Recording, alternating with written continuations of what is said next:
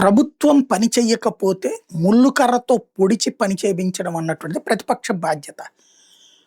ప్రతిపక్షం అడక్కకుండానే పని చేస్తే క్రెడిట్ అధికార పక్షానిది అవుతుంది.